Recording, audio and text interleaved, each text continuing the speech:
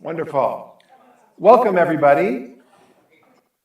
We are thrilled to have you here for the last Cyber Policy Center meeting of the winter term. And we're doing something a little bit different today, but it's a special treat in that we have folks from the Swedish Psychological Defence Agency here. And so when I heard that they were coming, I was thrilled to make sure we could do a cyber seminar with them.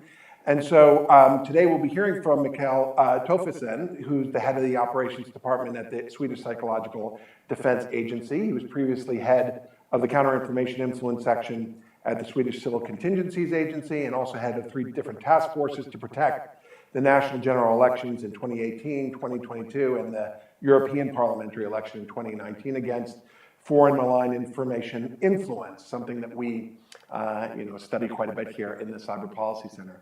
As always, he'll speak for 20 minutes to half an hour, and then we'll have a little bit of a conversation here, and folks in the room can raise their hands for questions. Those of you who are joining us online from around the globe, feel free to put some questions into the Q&A, and they will magically appear on my cell phone as we have this conversation. Thank you very much. And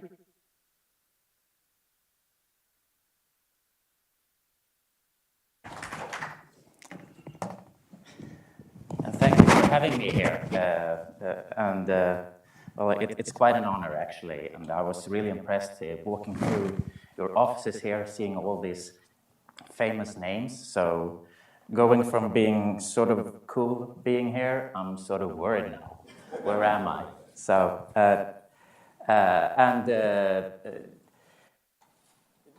in the 1990s, I was actually working for the Military Intelligence and Security Service, digitalizing our, how should I say, organization and our knowledge management. And that was, of course, it meant scanning, because we were still using paper documents for everything. And one thing I realized was that as we were scanning, we were using OCR, and we couldn't really trust the result. So we went for the PDF files with the pictures on top, and then on the back side, you would find the OCR scanned text. But today, in today's environment, the AI and the technology has made our environment so, how should I say, it's so easy now to make things trustworthy and reliable, so you can't really trust it. So somehow technology has overrun us and is going in a direction where we're trying to figure out where we are, where we're going, and what we should do about this. And since it's going so fast in this environment, and I'm at an expert organization, I'm not going to talk about AI.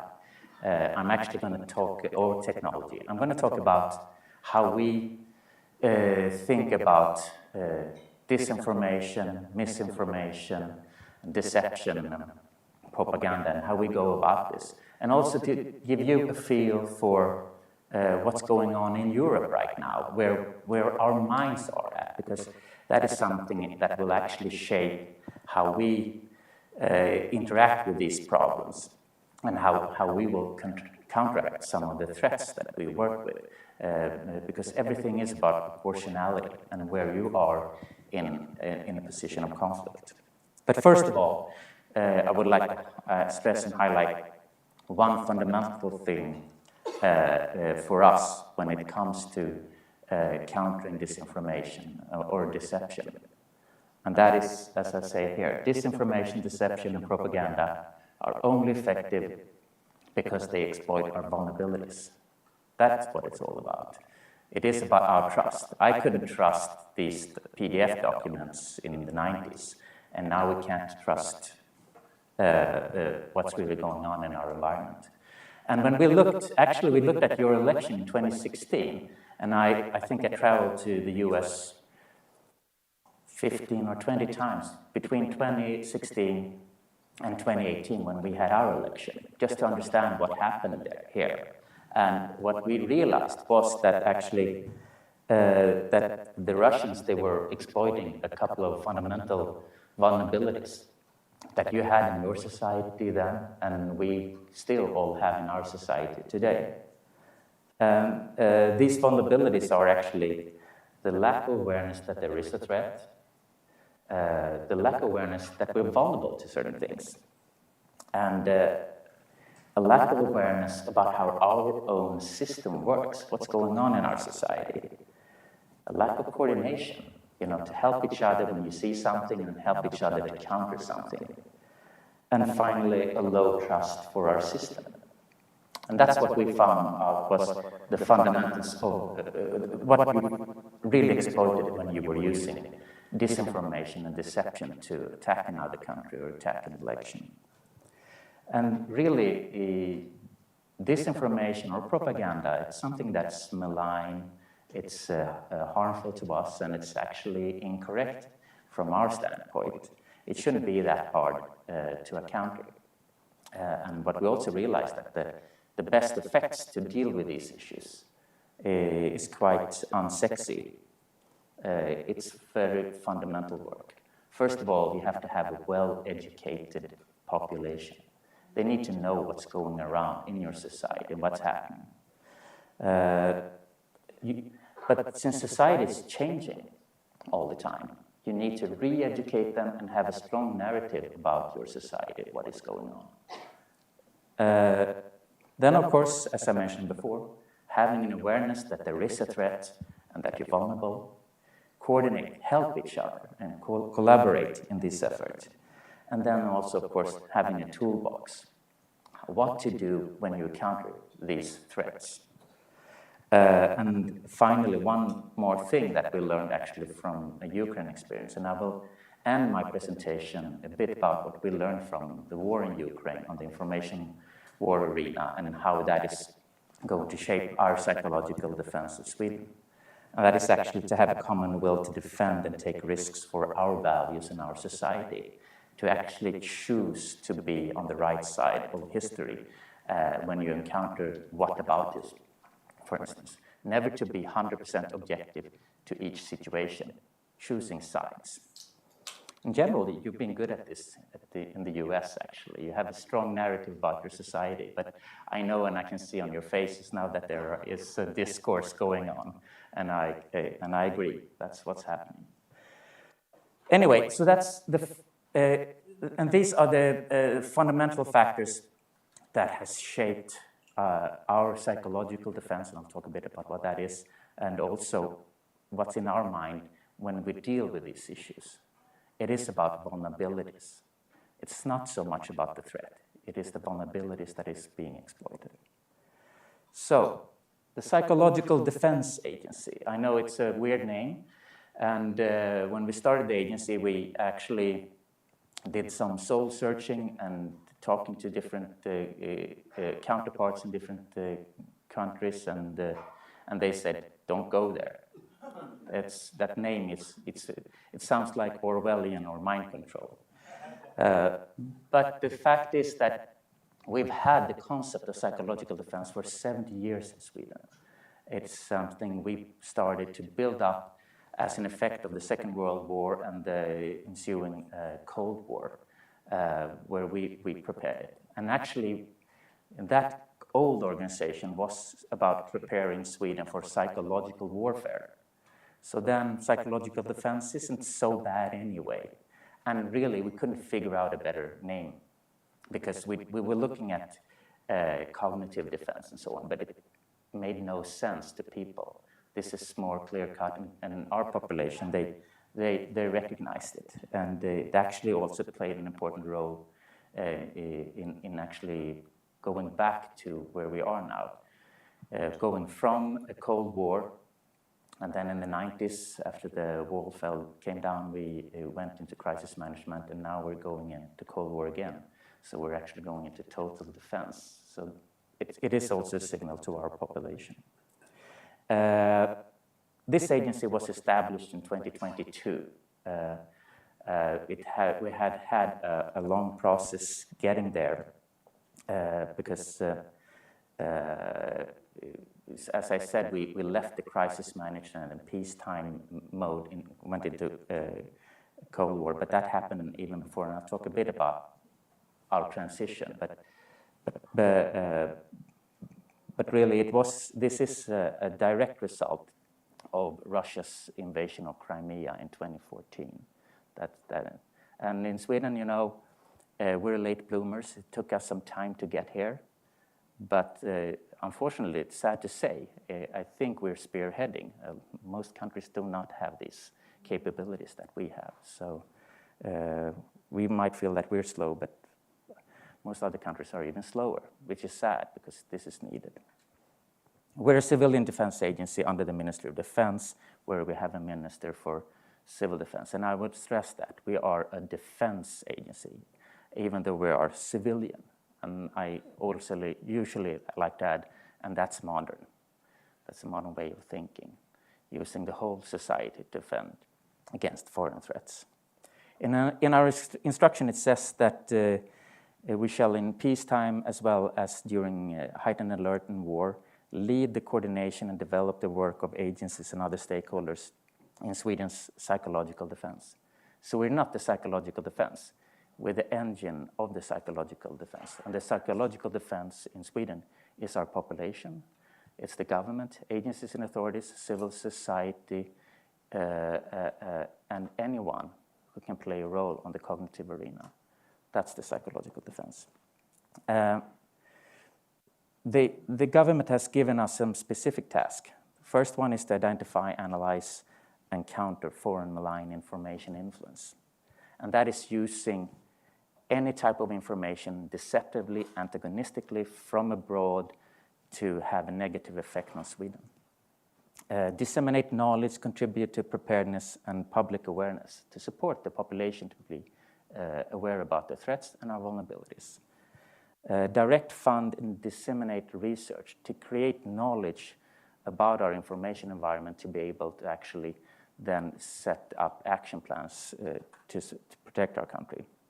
Provide education and conduct exercises. And finally, and I'll read this out loud because it's a long bureaucratic sentence, but I'll explain it.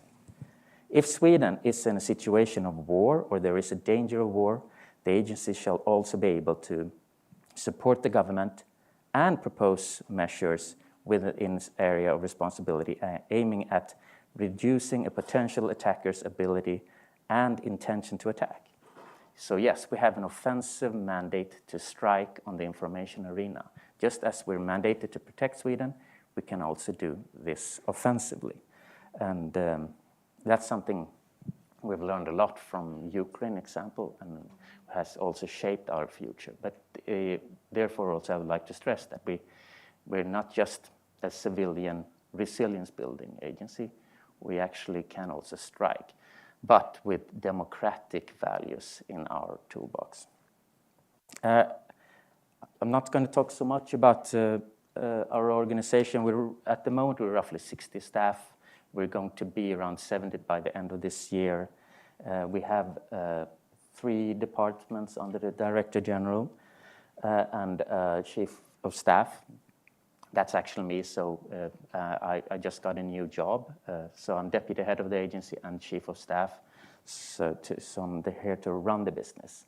And I'm not going to talk about the administrative department because you have one too. You can probably check up with them if you wonder how that works. But we have an operations department and a capability building department. And the capability building department, their job is to build the psychological defense in Sweden, working with all stakeholders, all actors. So helping them with the awareness about the threats, the vulnerabilities, setting up a toolbox, but also doing research, increasing knowledge about where we are, where we should go to be able to build this psychological defense in Sweden. And then the operations department's job is to identify and counter foreign malign influence operations targeting Sweden. And the way we do this is actually very specific. So we do not go look into the information environment to see disinformation and then check if it's a Russian, Chinese, or Swede spreading disinformation. Because if we would do that, we would infringe on the right of using your freedom of speech and being anonymous using it. And that is a very clear-cut distinction for us. It is legal to support Putin if you are a Swede, and you have that right, and that's actually a right we have to protect. It is legal to be wrong when you're using your freedom of speech. So that's also something we need to protect. We don't like it, but we need to protect it, because you have your freedom and rights according to our laws in Sweden. If you're a foreign actor, you don't have those rights. It's not a democratic right for Russia, China, or any other foreign actor to spread disinformation about us. So our population spreading disinformation, we see them as vulnerabilities that we need to support. Foreign actors are threats.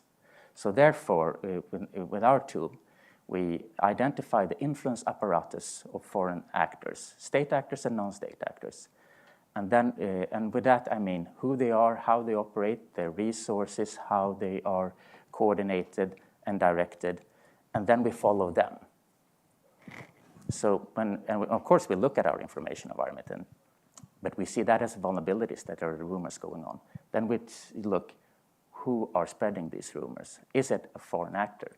And when we see that we have a vulnerability in our society and a threat actor targeting us, then we try to analyze and understand what are the possible ripple effects of this, what are the negative consequences, who are the affected actors and stakeholders in Sweden who could play a role in handling this, and what should our end state be when we handle this. And that is pretty much how we operate against these foreign threats. So vulnerability is always connected to the threat, and then we try to set up an action plan. So I'll talk a little bit about our information environment and the situation in Sweden. And you know, I wasn't sure how I should present this really, because it's really messy right now. And I could set up a list of the threats and the vulnerabilities, but they change all the time. So I thought I'd just give a sort of a semi-historical perspective, or a near historical perspective on our situation, and also to show how we think about the situation right now. First of all, there is an ongoing war raging in Europe right now. This means that there is also an ongoing information war. While the Russian full-scale invasion of Ukraine is geographically limited, the information war has no boundaries. It's actually targets all of us. It targets you, it targets us. But we are in a state of information war right now, and that's where our minds are.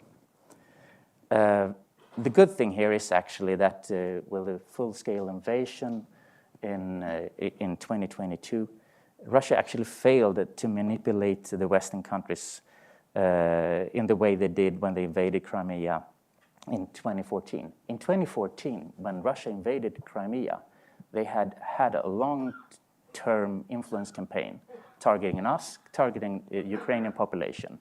When it came to us, it was a distrust for Ukraine, their structures, spreading narratives like Ukrainians are Nazis, it's a corrupt society, they're not a part of the Western world, and they're rather a satellite state to Russia, and there's something wrong with them, which meant that we didn't really dare to touch them.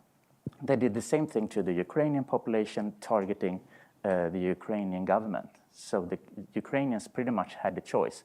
Should I listen to the Russian propaganda or the Ukrainian? That's where their mindset was, and then they made a choice. So they were very active and successful in 2014. They also used another vulnerability in our society. We are democratic states abiding rule of law. So when they invaded Crimea, they lied about it. Suddenly you saw little green men with uniforms and weapons taking position on Crimea, denying that they were Russians, having no signs of which country, ranks, or name covering their faces. And also the Russian government and their embassies and media outlets spread the disinformation that this isn't Russia doing it. And what happened then was, of course, that we as law-abiding countries gave them the benefit of doubt before responding. And they knew that we would do this, because that's one of our vulnerabilities, that we actually follow the rule-based order of society, which gave them the opportunity to freely operate and to take over Crimea. But we learn from our mistakes. And when I say we, I say the Western societies, North America and Europe. And thanks to the US and the UK, the Russian full-scale invasion plans were exposed in the fall of 2021. And the whole world knew that they were the aggressor and the Ukrainians were the victims. And they forced the Russians to lie about their invasion plans all the way until the invasion really happened. So they had no credibility when they did that. So therefore, talking about the vulnerabilities, we were aware about the threat and we were aware about our vulnerabilities. So then the lies that were pretty much the same they used in 2014 didn't work on us. And right now, in Europe, Russia is really lagging behind. So they don't have, how should I say, a very good effect on this European information environment in most countries. In some countries in Europe, they do, and that's the Slavic countries that are more affected. But in Sweden, for instance, no one wants to listen to their lies, and due to our sanction against social media use of for Russians to use social media, they can't reach out to us. So therefore, we're at the moment pretty resilient. And therefore, we see that Russia has refocused their influence apparatus, targeting what's the so-called global south. We're talking about Latin America, Africa, and parts of Asia. That's where they are more effective right now. And they, unfortunately, have a very good effect. And the rest of us are not really good at countering this right now. So for us, when it comes to Russia as a threat, the Swedish population, we're vigilant. There is an awareness about their narratives and who they are trying to target. And one thing we do continuously, since we are in a good position, that is every opportunity we have to talk about the Russian influence apparatus, we do, when we give interviews and so on. And that is to keep up the awareness about the threat and all our vulnerabilities. But our problem, so we're at the moment resilient. And of course, we became even more resilient becoming a NATO country,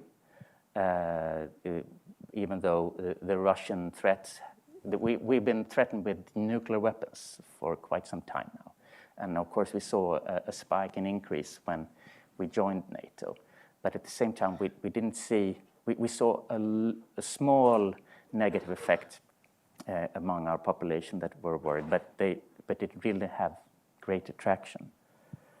But our problem in Sweden, though, is that we know, I've been talking about Russia a lot, but Russia isn't the major threat, unfortunately, right now. At the moment, it's Islamist actors targeting Sweden. They're spreading disinformation about Quran burning. We do burn Qurans, a fact that we don't like, but it's a part of our democracy that you can do pretty much anything unless it's strictly against the law. And they spread disinformation about us kidnapping Muslim children and for sex trafficking and so on, and the government is behind this. And this has had a large traction in the Arabic-speaking world, and something that we are working with right now. The Hamas and Israel war going on made us get a bit out of the limelight, but it's still going on there.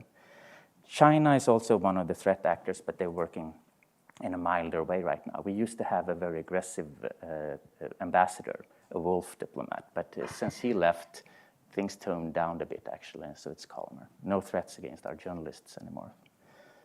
Anyway, I'm talking too much, so I'll just give 5 minutes on Ukraine and what we learned from the information war going on there and how that is shaping our psychological defense. And we've been supporting Ukraine even before the invasion, helping them, training them, and agencies and authorities there on how to fight on the information arena with democratic means. And so when the invasion finally happened, we set up a help desk so they could just talk to us. And since last year, we've been going back, doing training and giving advice and supporting them, building up their resilience, but also capabilities to fight on the information arena. But some of the things, looking at what happened to them and what we need to think about when we build a psychological defense in our countries is, first of all, international cooperation will be vital for our survival.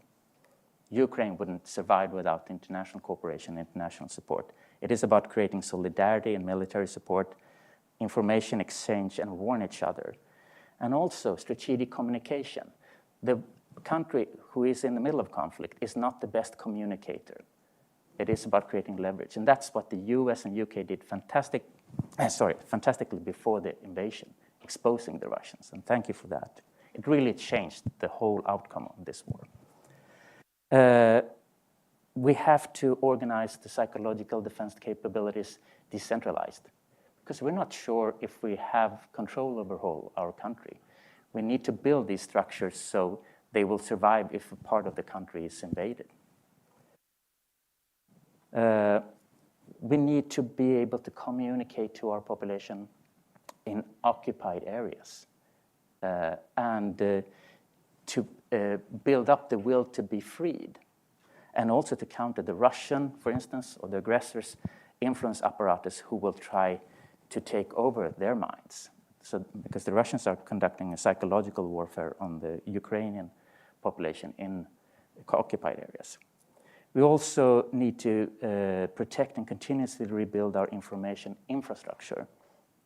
And that is to enable all our citizens, media, government, and other actors to communicate freely even during war.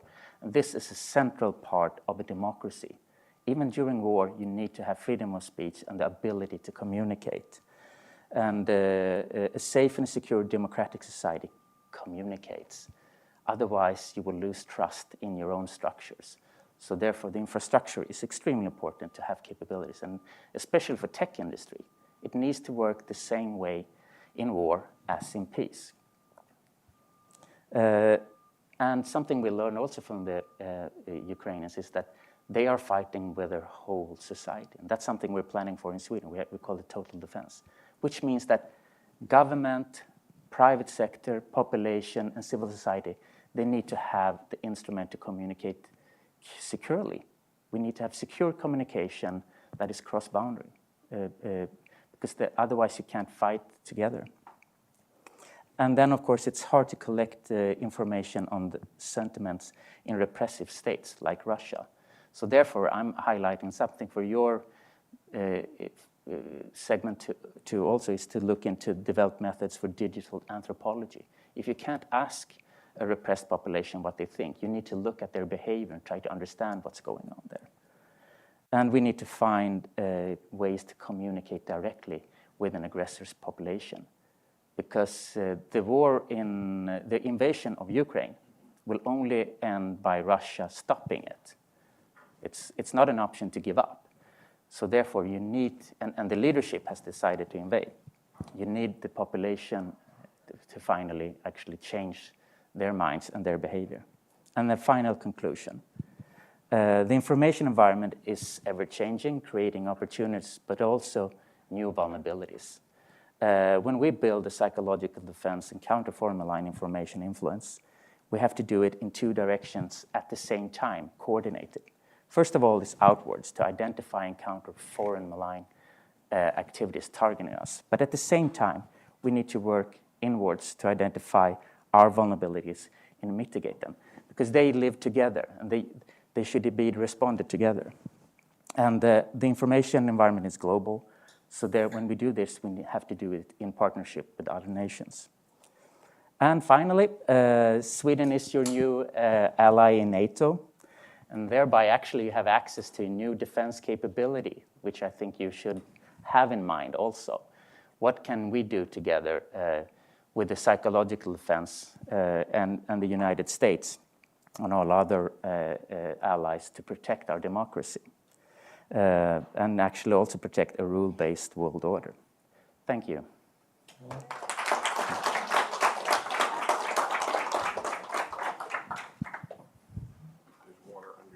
Thank you. Well, thank you so much. Is my mic on? Can you hear me?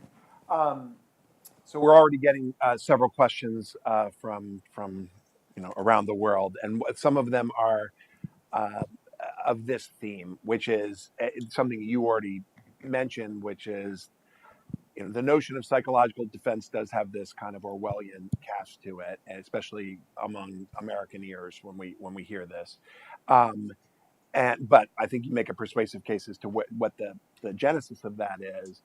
But part of the challenge for Americans thinking about psychological defense is that in a polarized and very diverse society, which has lost trust in official institutions, how can we translate the learnings from something like Sweden, where there's much higher trust in institutions, and a little less polarization, but nothing like what we see in the U.S.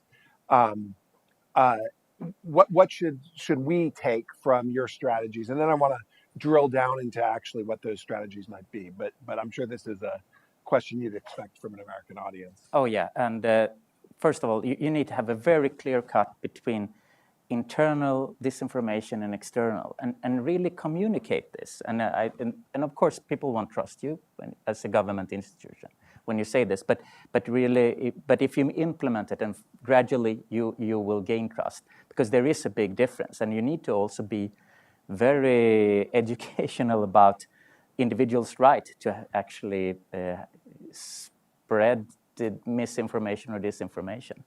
And therefore also intent is extremely important to make a difference between, because misinformation is something you need to help someone. They don't know what they're saying really, but disinformation is antagonistic.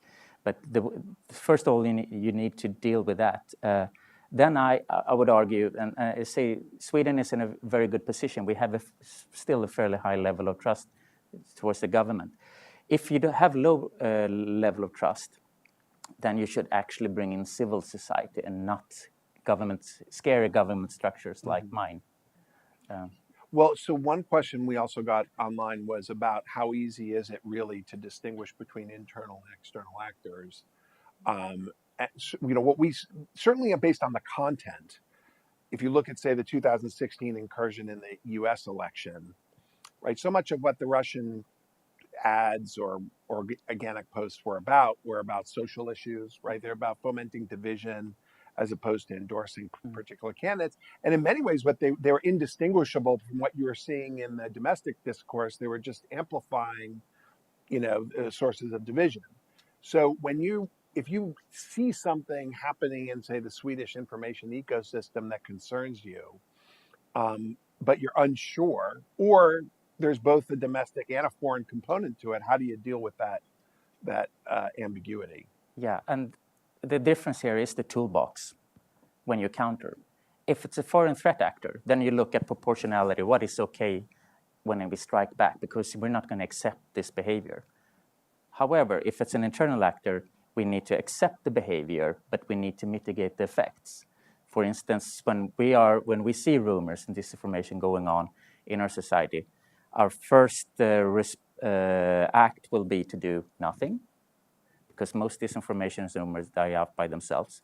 But if that doesn't work, the next level will be to actually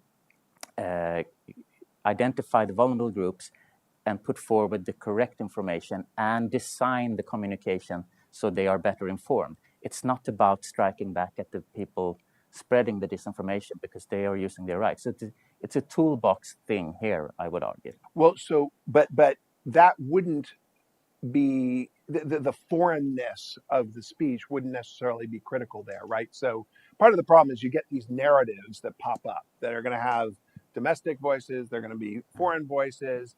You're going to make a decision about whether some intervention is required. That intervention, if it's proactive, speech, say you're saying, all right, what's out there is false. That's going after both the domestic and the foreign actors, right? You're just trying to correct the record. The hard part, it seems to me, is whether you're taking like actual action against accounts or your action certainly. And that's the thing, that you don't treat them as a threat then. you don't go into the conflict if you don't know who's behind it, Right. or it could be your own citizen. Then it's off the table. And at the same time, a well-functioning society has other tools to deal with these things. We have research society that can identify and expose the incorrect and the correct information, and which is a transparent method. You have your journalists who should do their job in that sense, and you have the policymakers also mitigating the effects, but do not strike at the individuals then, because they have this right. And making that distinction, and eventually, if you're doing a good job, even the people who are sort of malign in their behavior, they realize that they are not being treated as threats. And that is the thing. Just because you come out with correct information, that doesn't mean that you are infringing their rights. Right. You have the freedom of speech, but you don't have the right to be louder than anyone else. So I want to open up to questions here, but I want to, as a segue to that, one of the challenges in thinking about building resilience is that how do you do that without engendering skepticism, right? Because a lot of the sort of flip side of resilience is that people then just are suspicious about anything that's coming over the transom because they've been told, all right, be careful, don't trust everything you read on Facebook or Twitter. And so, but most things that people are going to be seeing are on those platforms are not false. A small share of it will be, right? And even smaller share is going to be false and dangerous. And so, the more that you build up resilience, there's a risk, right, that you're also leading them to doubt true information. Yeah. How do you strike that balance? Yeah, and therefore, how should I say this? We have this the first rule of countering disinformation is never talk about the disinformation, because then and what you need to do focus on instead is to make your population more informed about what's going on. It's so extremely important that municipalities and other people that are a part of that could be seen as doing a bad job, they need to communicate what they're doing and don't talk about the disinformation at all. So one of the methods that we are doing when we see a campaign going on, we contact sorry, I'm dabbling in English here. How should I say, the main provider or the main operator, telling them, now there are rumors going on about this. Maybe you need to amplify the correct information. So who are you saying that to? The platforms, or no? It could be a municipality, an agency, or it could be a health provider. With the platforms, we have our specialists here today working with them. We have a dialogue with them, and we never tell them, you need to shut this down, but we can tell them what negative effects it has, and they need to sort it out. We had a Supreme Court case just this week on whether the government here in the U.S. can do that. Jeff Hancock. Thanks. Yeah, I was just about to ask that question given the Supreme Court. So let's say it's a Swedish citizen.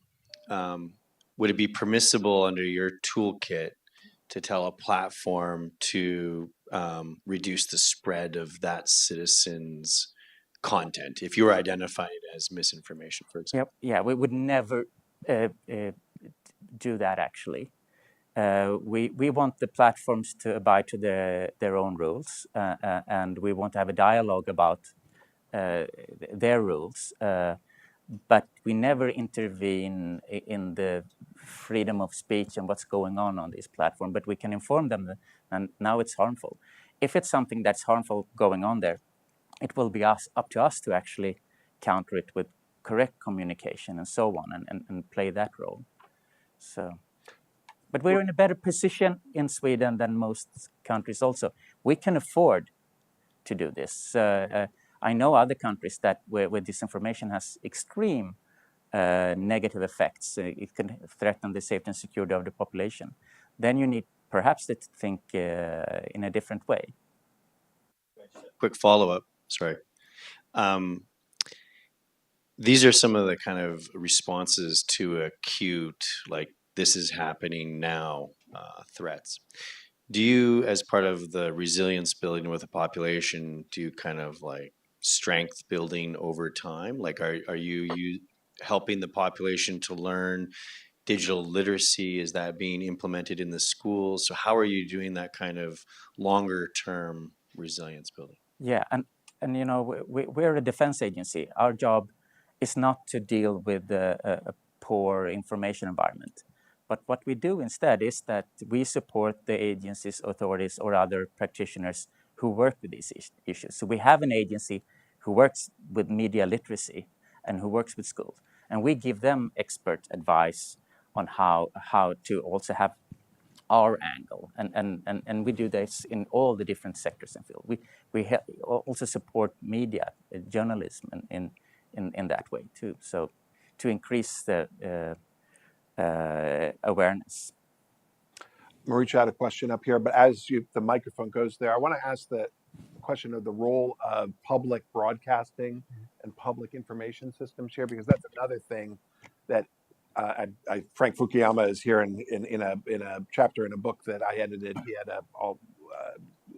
a discourse on that issue about how different countries are differently situated when it comes to their ability to propagate information. Like in the United States, our public broadcasting system and National Public Radio, I mean, it's listened to by professors and often children for PBS, but not a lot of others, and is certainly seen as being left wing, by critics, and so that it just doesn't have the reach. But in Sweden, it's a very different situation, isn't it? Yeah.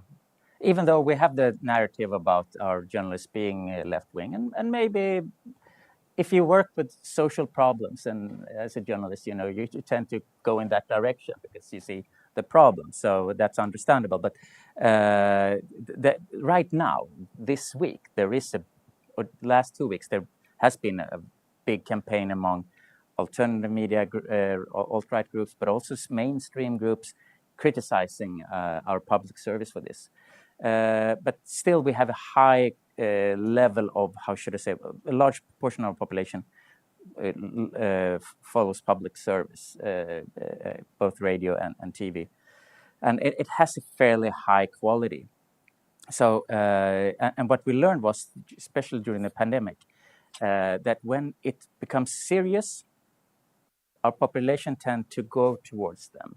Mm-hmm. Because then they can't afford to look at the trashy news outlets. It's too important to them. So that's also a mental process that happened there.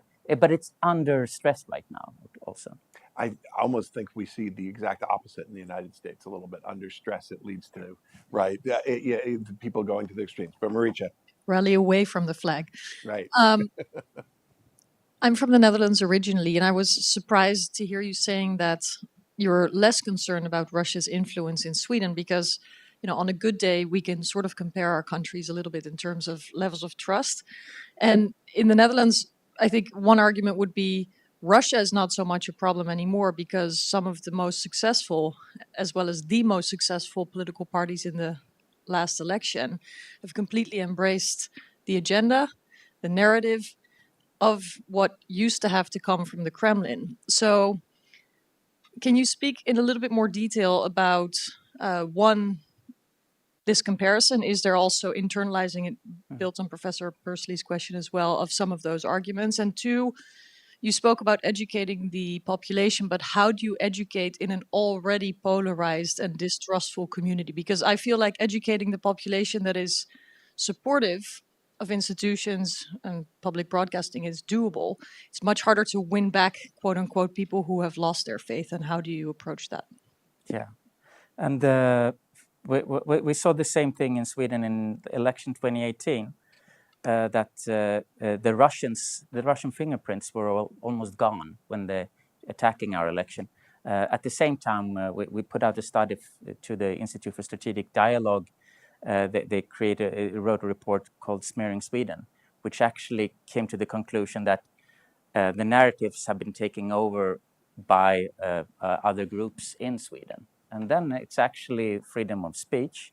We need to live with that fact that people have these ideas, and we need to respect that. And then suddenly it's not in the toolbox of disinformation or countering disinformation or malign influence. It's in the toolbox of democracy. And you need to look at other institutions that need to work with this. And I didn't say this in the beginning, but the best way to counter any malign influence, foreign malign influence, for instance, or internal, is doing a good job, but then also informing about it.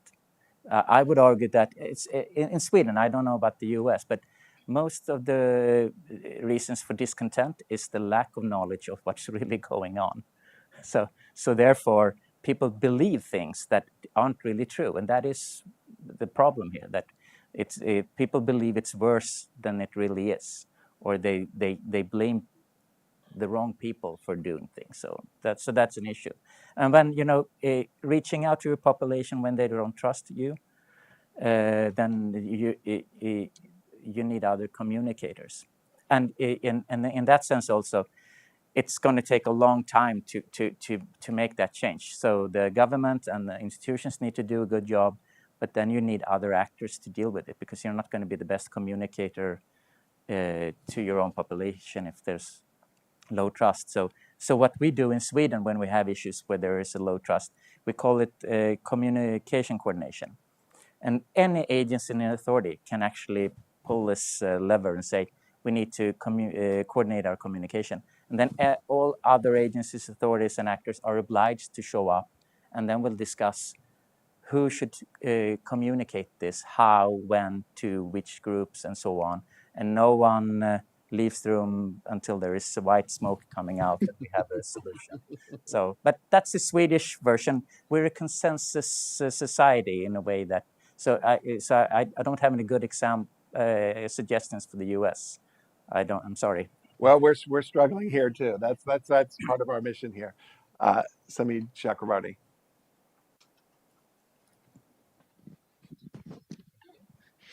Thank you. My question concerns the offensive capability that is part of your mandate during times of war. When it comes to physical conflicts, there's well-established, kind of internationally recognized rules around physical warfare.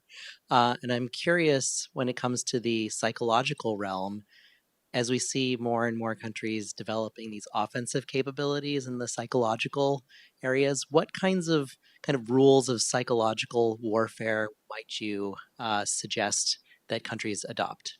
Yeah, well, as a democracy, I would say that we have two kinds of offensive capabilities, or rather three, but they're connected. The first one is actually strategic communication.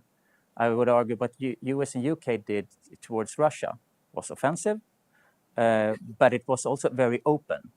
That is when you reach out with a narrative that makes sense to everyone if it comes out, and then you try to change the behavior of the aggressor. Then you have psychological operations. And that is a very tricky topic to discuss for us, because there's a lot of secrecy regarding that, and also we need to protect this for. We learned so much from the Ukrainians, but it's not about spreading disinformation. It is about influencing someone who's doing something bad and something wrong, because. So what we've learned, and that's something when we advise the Ukrainians also, that don't go into the disinformation part. It is on the table. In case of war, anything is on the table if it's proportionate, but it's very, it will have negative effects for the future for you.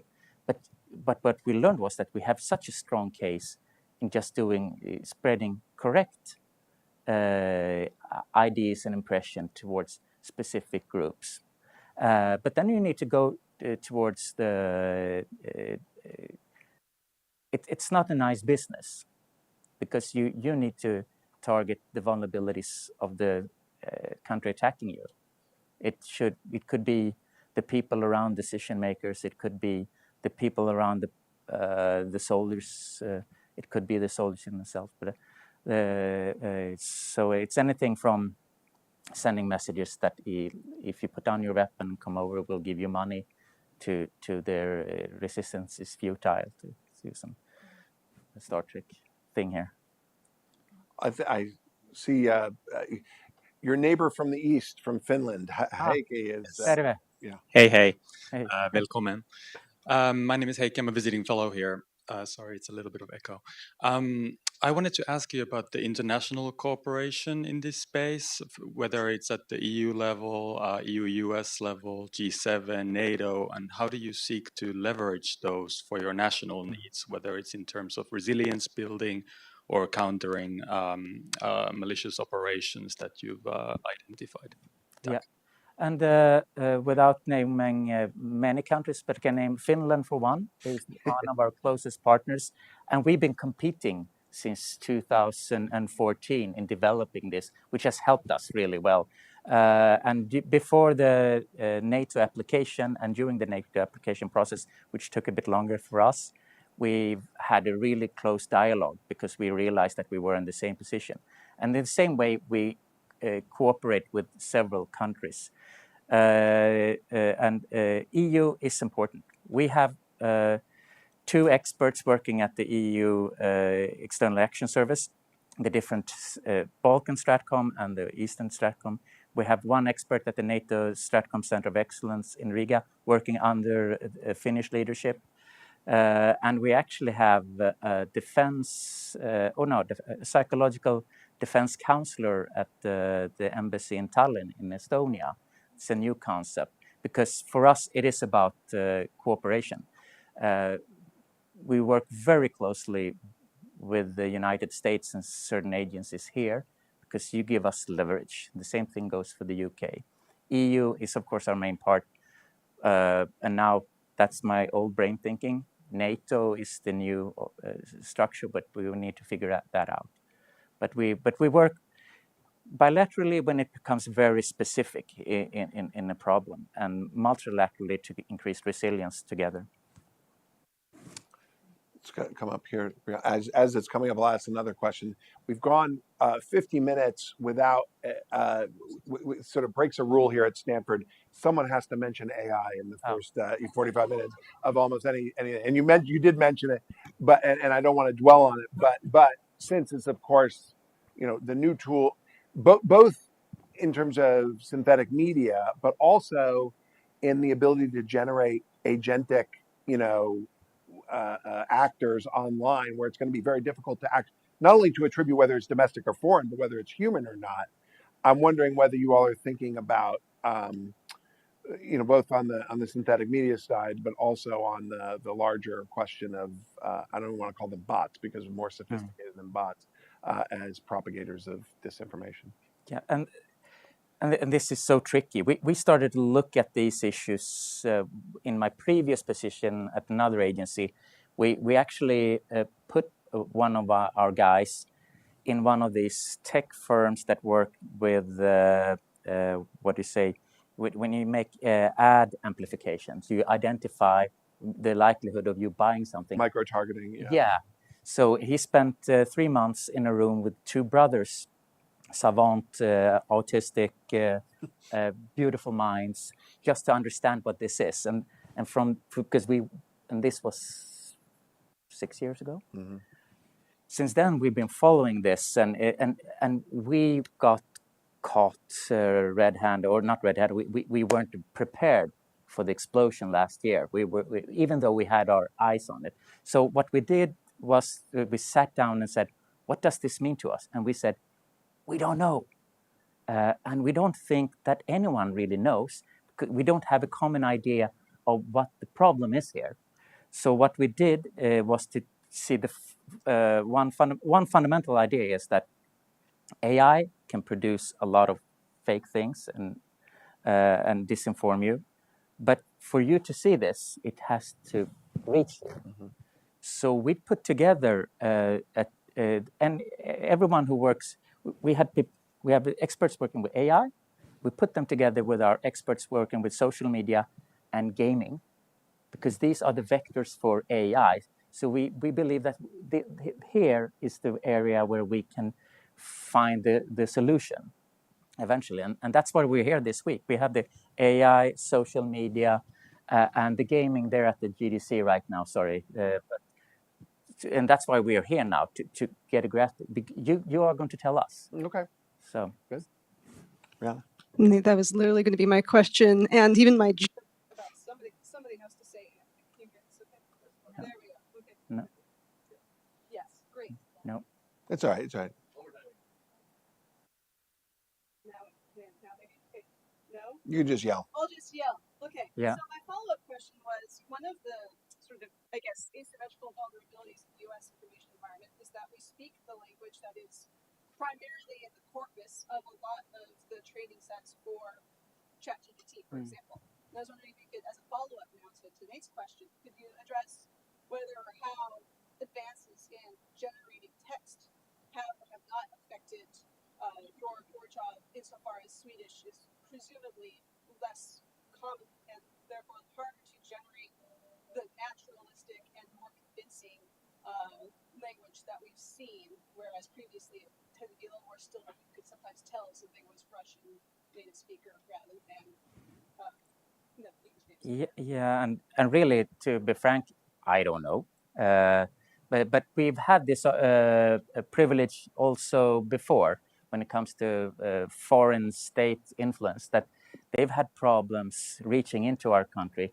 For a while, the Russians set up a Swedish-speaking Sputnik office in Copenhagen, sending news in Swedish. But that was so awkward for all of us because it was so obvious. So they shut it down after 1 or 2 years. It didn't make any economical sense. But at the same time, I'm just guessing here that AI in itself will probably be able to develop also for small languages. So we have to be on our toes too. Yeah, sorry. I just a short fill in. I'm Thomas Nygren from Sweden. We do text analysis, and it's becoming really good. It is, yeah. So that's one of what used to be a good thing in Sweden, that we can't have that doesn't defend us anymore, but it used to be, and now you can't distinguish one from the other. It's really, really difficult. Thanks. Let's do the last question here, as long as it's a short one. Sunny, right over here. And then it has to be a short answer. Yeah. I hope so. I come from Latin America. And just the idea of having psychological safety handled by the government already has me in a state. My lunch, you're presuming a very structured democratic government with organized media and a lot of stability. So what would happen if Sweden was upended, let's just say, Orban style or something like that? And what would happen with your agency? Oh, yeah, that's we would probably be shut down. And that is part of the democratic system. So we would have to live with that. And we've seen a certain country has done this transition very recently in Europe. And what's interesting there is actually to see how government officials have transitioned into civil society. They used to work with disinformation for the government. Now they work in civil society with more or less the same issues. So who knows where I will be? Probably in some civil society NGO. I don't know. I think it's your one last question right there. Yes. Maybe not a question. I just want to sort of emphasize really good questions when it comes to AI and the fast development and the effect on the information environment and so on. And what I want to say there is, because, I'm part of the AI social media team at the Swedish Psychological Defence Agency. And so basically what we emphasize is the countering becomes even more important now. It's a part of all of our work to step it up because the spread in social media, what do? Well, the social media companies are not helping. And now we have the additional sort of AI aspect in the information ecosystem.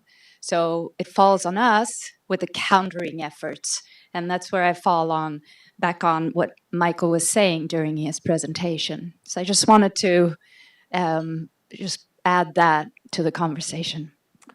Well, thank you very much. And thank you, everybody, for joining us not only this time, but this whole term.